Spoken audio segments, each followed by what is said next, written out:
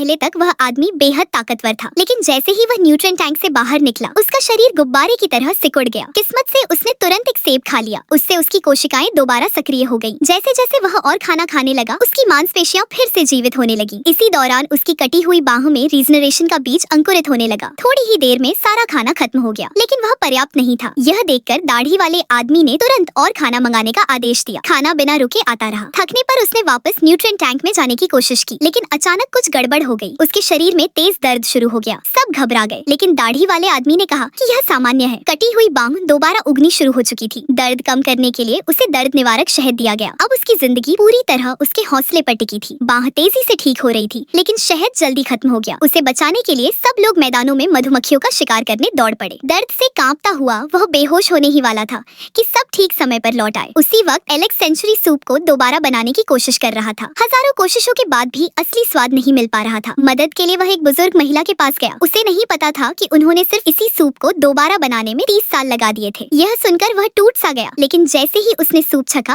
वह गहरी सोच में पड़ गई। ज्यादा तारीफ किए बिना उसने बस इतना कहा, तुम बस एक कदम दूर हो, सामग्री की आवाज सुनो। यह बात उसके लिए निर्णायक मोड़ बन गई। वह रसोई में लौटा और हर कदम को ध्यान से महसूस करते हुए पकाने लगा। आखिरकार सूप तैयार हुआ। जैसे ही उसने एक घूंट लिया दिल में खुशी की लहर दौड़ गई। फिर भी उसे लगा कि कुछ कमी है। तभी एक छोटा पेंगुइन सूप देखकर ललचा गया। उसके मुंह से टपकी लार जैसे ही सूप में गिरी एक चमत्कार हो गया। दरअसल वही आखिरी सामग्री थी। एक और घूंट लेते ही उसके चेहरे पर अजीब सी खुशी फैल गई। आखिरकार वह लीजेंडरी सूप फिर से बन चुका था। उसी पल कोमा में पड़ा आदमी अचानक होश में आ गया। उसकी कटी हुई बाह पूरी तरह वापस उग चुकी थी।